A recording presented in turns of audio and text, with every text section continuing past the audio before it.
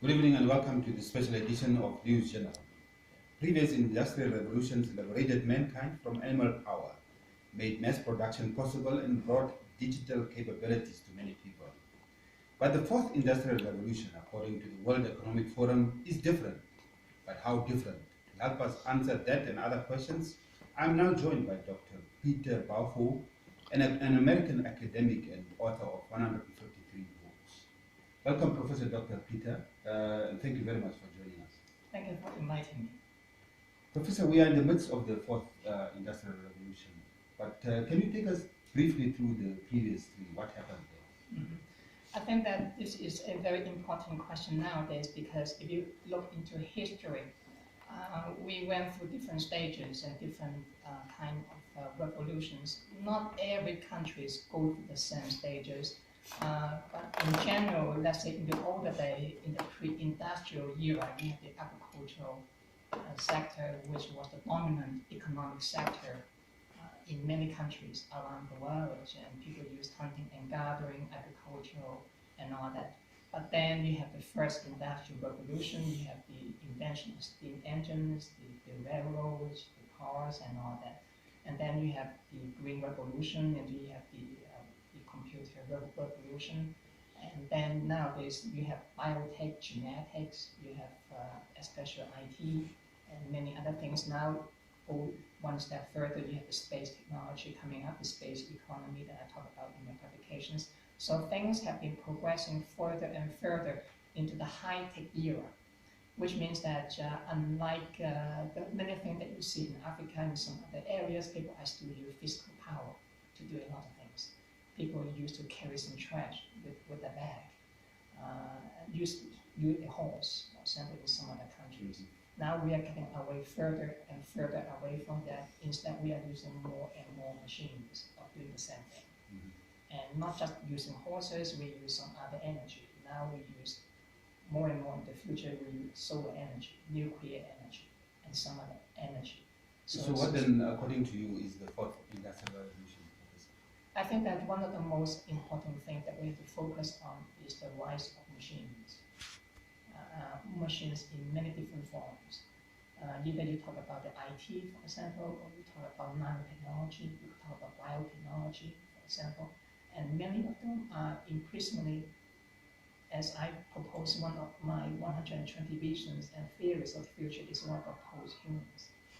Sooner or later, one of the major consequences for that is that sooner or later, humans like you and me will not exist anymore. It will be replaced by what I call post-humans.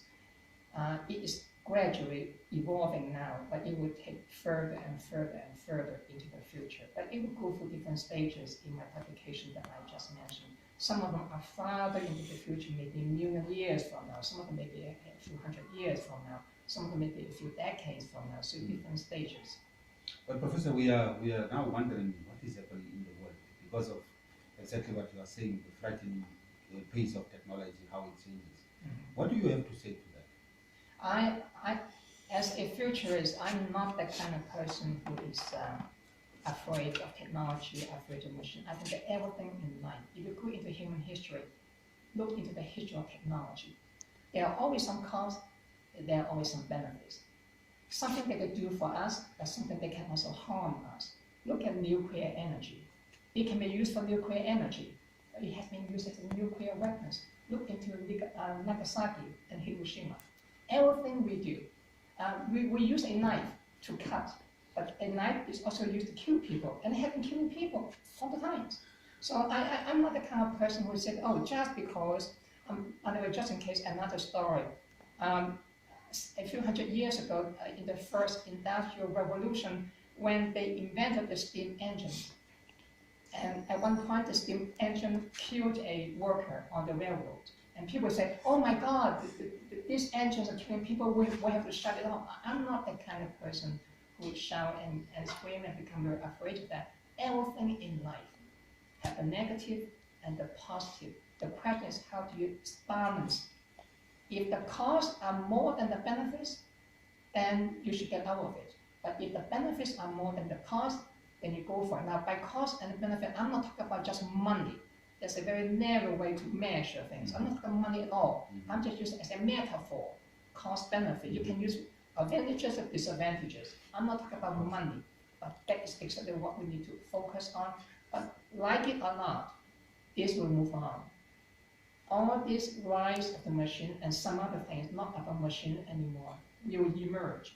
Because if you look at the human history, each age will transform itself to the next one with different people, with different expectations. And you cannot survive in a different environment with the same technologies as before. Is that better or worse than before? I think it's a question of value judgment. Just like apples and oranges. Are apples better than oranges? It depends on which one that you are from. Yes, but Professor, the question now is how different is the fourth industrial revolution from the previous revolutions? And what is central to it is that it's not changing what we do, but it changes us, the people that are involved in this. Well, in a way, this is not new if you look into the history of technology. But what is something interesting now is that people become more and more concerned that technology, especially the high-tech one, is getting more and more control of human lives. To the point that if you cut off the satellites nowadays, what's going to happen in America? Now, in Namibia, maybe it's okay, you may have some problem, but life can go on. In America, if you cut off the satellites by tomorrow, it could be devastating to the economy because the economy is so much dependent now on high-tech. If you cut off the IT in America tomorrow, cut off the internet tomorrow, what's going to happen? Now, maybe in Namibia or Botswana, maybe that is not affected. There will be some impact, but not as severe. And that's why in America now people prepare for what they call a space war, just in case something happens. Any major war now, they would, with the major powers, what would they attack first? They would go into the high-tech one. They would destroy the satellite, destroy the IT. That's why it becomes the core of the economy, of our lives. And people become more and more concerned about it. They're afraid of it. And my prediction, by the way, is that what I call in one of my 120 visions and fears of the future is what I call the fear of post-humanity. In the future, not just the machine, forget about the Hollywood films and all that the machine is going to control. This is just scaring things, but it doesn't work like that. The machine too will become part of post-humans. With this, Professor, are we able to then, will we be able to distinguish between what is natural and what is not natural? The distinction between natural and non-natural is a tricky question because the standard and the measurement and the definition change all the time. Just like in the older days, if you talk about poverty, let's say 1 million years ago, or 1,000 years ago, or 10,000 years ago, how poor was poor? Maybe at that time, if you live in the caves, maybe if you don't have a stone to hunt something, people say that you are poor. But if you have a lot of stone like this, those weapons, people say, oh, you are a rich man. Yeah, at that time, by that measurement, you were very rich. But nowadays, you have a stone like that, people say that you are a poor man, even if you have 100 of them.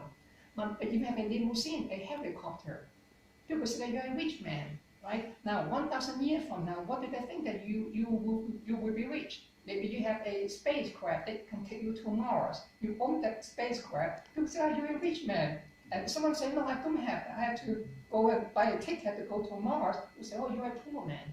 So what is the standard?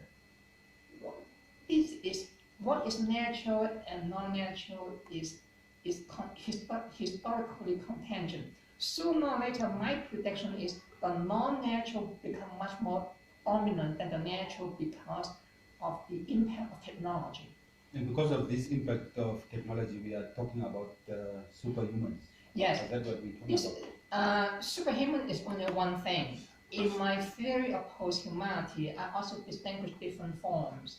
For some, I will put different visions about the future. Floating consciousness, unfloating unconsciousness, hyperspatial consciousness, hypersexual consciousness ability, synthetic neurons, synthetic molecules, and synthetic cells, and many, many other dimensions of life. And they are not necessarily machines. So the focus on machine is misleading. And also, we are afraid of the machine because we are afraid that they will take over us. But it is a misunderstanding, a misconception that's good for public entertainment. But in the future, for example, many of those things are mixed together with some other things. They are part of what it is to be a being, not necessarily a human being, but a being, and they are part of life. In the future, farther in the future, you will not see too many people like you and me anymore. We are evolving toward the kind of direction of evolution. And in the future, you will see people, they may be mixed of part machine, part a plant, part machine or part a human, or part a human or part a genetic alternative superior things. Or they will be part of something which is floating consciousness, mixing up with some other thing in the environment, on the ground, or they can be floating in the air. So those are the things which within we are fighting with each other, like that they will fight against them, they fight against us. I think it's just for Hollywood, for films, for public entertainment. They are part of our lives. So, but in the future, maybe 50, 20, 50 years from now, what you call the humans that you would refer to would look at an interview like this and think about how could they have done something like that? Is that possible? The way things will evolve and become more and more, people would actually say, but they could have done it much different because of the benefit of hindsight. 50, 20, 30, 50, 60, 70, 80, that is too short in terms of understanding evolution. In evolution, we look into thousands and thousands, millions. In my case, I look toward the future, millions, billion years from now. I don't look into 1 year, 2 years. I am an extreme kind of futurist. I look into farther and farther and farther. I stretch the farthest of my imagination and see how far that I can go into the future. I stretch it into the billion years from now. If you go farther and farther into the future, I talk about that in my publications, you will come to the point, for example, that we are even alternating, we are changing the universe. We are changing space and time. We are creating new Earth, new planets, new solar system. We are going to different dimensions of space and time. And if you go even stretch farther and farther in the future, I think that at that time people even talking about people, but not like you and me anymore. They are not humans anymore. They are even what I call the universal floating consciousness in the entire cosmos. You can go to different universes. Things are getting out of the farthest imagination that what we're thinking now. But remember, it's not a paradise, but it's not hell. But if we talk about the fourth industrial revolution, we are in the middle of it now. Yes. How will that impact us? How will that change over the next 10, 15, 20, 30 years? How will that impact us? You only see that right now. Even here in Africa, look at this TV station here. Look at, can you imagine we have this 30 years ago? I mean, now you are using all of this technology. Look at all this kind of thing that you are setting up. Well, they are at least... Even though they are not invented in Africa, but you are using that. It's spreading out. So that is the thing that it's about technology. But I think that you focus too much on technology. You don't focus on things which are even more important in the longer term, which is about non-technology, values and beliefs, and culture, institution, society, behaviors, actions. But those are the ultimate things that which become the most important. But technology is the focus point of this interview, fine. But in my publication, I talk about how they affect everything else. But Professor, the fourth industrial revolution is about technology and impact that it would have on mankind. Yes. Is that not the it's true, but you should not think like a scientist working on industrial revolution, the fourth one, the fifth one, sixth one, eighth one, whatever that might be, because those are very narrow-minded. I'm a futurist in the sense that I look into all domains of human knowledge. That's why I have published more than 153 books on all fields of knowledge. I propose more than 120 different theories and visions of the future, not on one topic of industrial revolution, on all of them. Then when you go into all, and you will see, it's very important. See, what I'm doing in a way is the beginning of the post-human mind. There's a distinction between you and me. The way I think, I try to think like post-human. The way you are thinking, you are still thinking like a human. About technology and this, and many of those scientists, they are thinking like a human too. I try to go beyond that. As a visionary, That's what I should do. In fact, I go even farther than many other people do. That's why. We will confine it for the purposes of Yes. this interview because of the time and other pressures. We'll confine it to technology and how it will impact on us. Let me give you a practical example since you are asking for one. Even look at the workplace. Technology is already getting control of many things. It's not necessarily bad, but it's not necessarily good. It depends on how you look into things. Nowadays, we have some technology, for example, which can tell you, for example, if you are getting too tired, they can inform you and say, oh, maybe it's time for you to have a rest. Because now you are getting too tired, your productivity is slowing down. They give you a signal. Now, if we have some technology, we'll say, your blood pressure now is getting too high, or something like that. And we have some smart intelligence, such that if it's getting too hot, it will slow down. If the light is too bright, they will try to adjust. Mm-hmm. Professor, look at the machine that you use. How much time do you use the computer nowadays? How much time do you use a cell phone nowadays for whatever you do? Mm-hmm. Can you imagine your grandparents were doing this 50 years ago? It's affecting your everyday life. Yes, yes. Professor, the impact the fourth industrial revolution would have on jobs and job losses specifically. Yes. There is a prediction that massive job losses will be occurring by even as early as next year, 2020. Yes, yes. What are your views? I'm not concerned about that. I think there's an exaggeration. There are always some people, by the way, to understand technology or anything else, you have to be careful. There are always the pros and the cons. Those who are against, you yell and shout and make up all this kind of scaring story to make you say, no, you should not do it. And the other one, they will make up all this kind of fanciful story and say, oh, it's so wonderful, it's paradise and all that, you should join us. I'm not for either one. As a scholar, my job is look into the cost and the benefit that I just said. Many of those people talk about job losses. There are some truth to that, but I'm not exaggerating. For example, look at Japan, is a good example. I have been in more than 100 different countries now, but Japan is one of them. Japan now, they are suffering from a declining population. The Japanese population is declining, do you know that? It's shrinking each year to the point that the Japanese government is so afraid of it. Because now Japanese become smaller and smaller as a smaller power. So they want to say, what can we do? And one of them that they do, they say, we have to speed up robotics, to use machines to help us. So instead, now we don't have too many workers anymore. They have other choices, immigration. They can import more Africans, Pakistani, Indians, and go to Japan, but the Japanese are much more racist. They don't like too many foreigners to come to the culture and the society and do and live with them. They say maybe it's better to use machines. Now that you go to some factories, some schools, you see that they are quite high-tech. The machine are doing all the work. Even in school, by the way, in some university in Japan, you go to a class, instead of asking someone, what is the schedule for the course this morning, or what is the presentation, you ask someone in the information desk, it's on the wall. Yes. And there's a machine there. They say today's schedule is electronic. Yes. You look at them, okay, there's a lecture today at 5, okay, and then they will close at 7.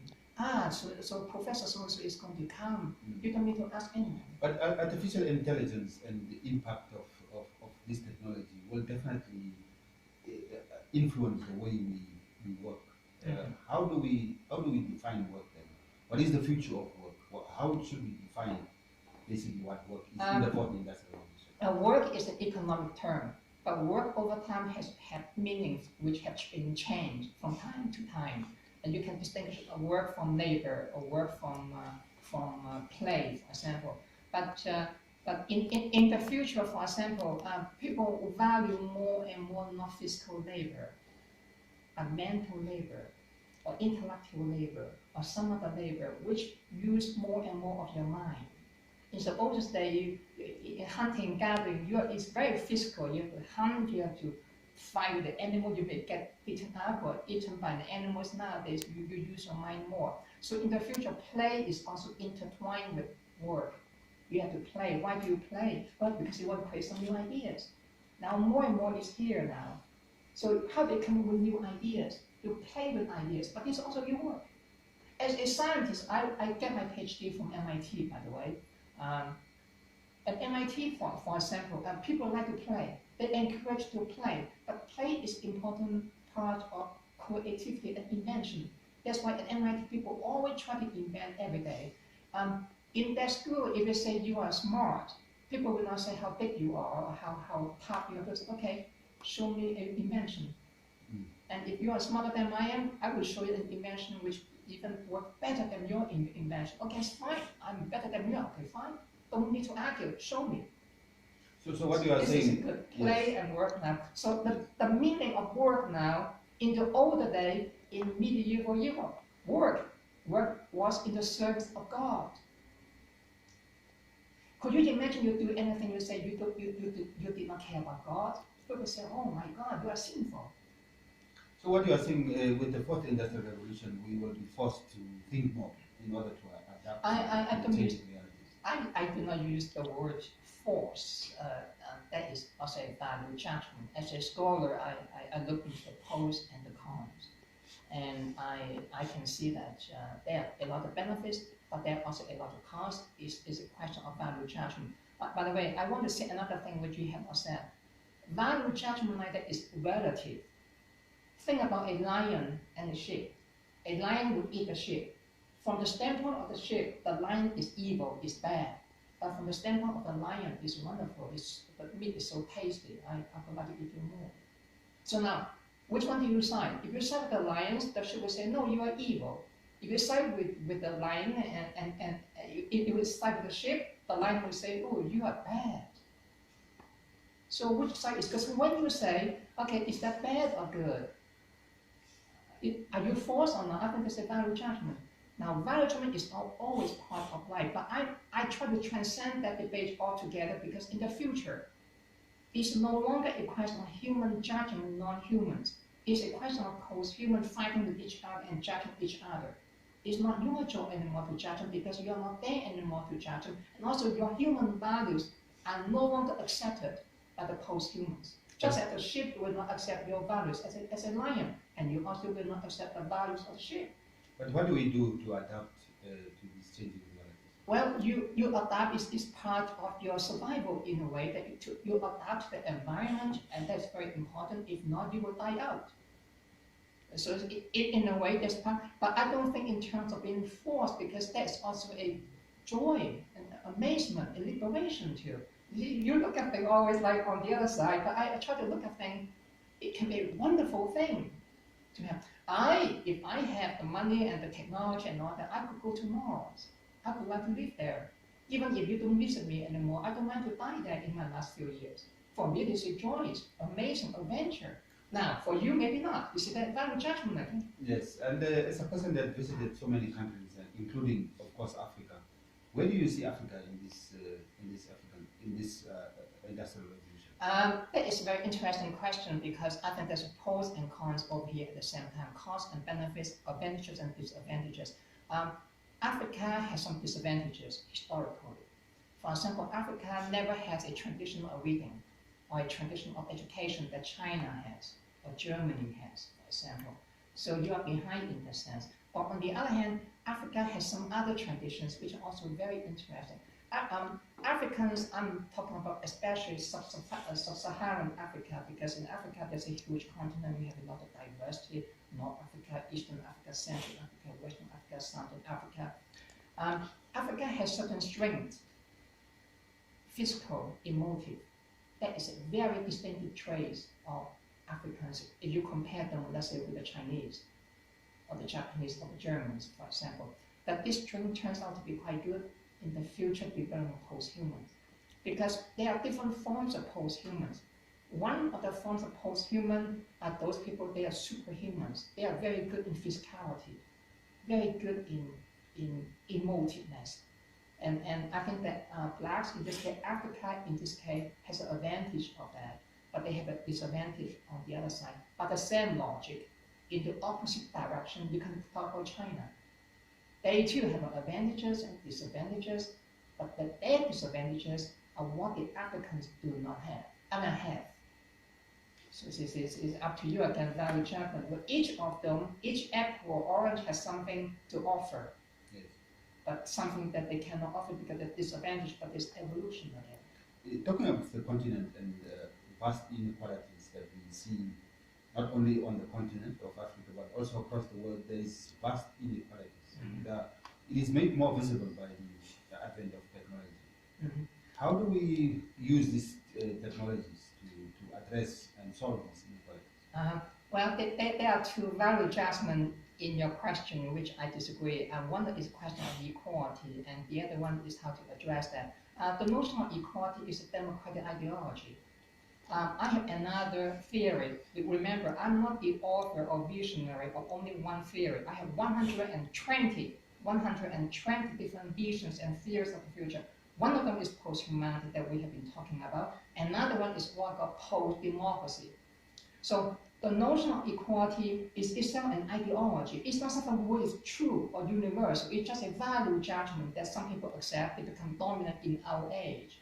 But it too will be transcended in the future. So equality is not necessarily good. Inequality is also not necessarily good. It's up to you again. Lion or a sheep or an apple or orange, you fight with each other. So if you ask this question, if you're a leftist, but if someone who is a rightist, they will disagree with you. Or you're a liberal or you're a conservative. If you're a conservative, you say, no, it is not bad, it's good. But if you're a liberal, you say, no, it's bad, let have some equality. Now you say, what should we do about it? Does technology make that worse? That is also a value judgment. Technology is neutral. What I said was it made it more visible. But it depends on how you use it. Just like a knife, a technology. I can use a knife to cook and serve you a nice meal so that you can say, thank you so much, it's a wonderful meal, I like it. Or I can use a knife and stab you and kill you.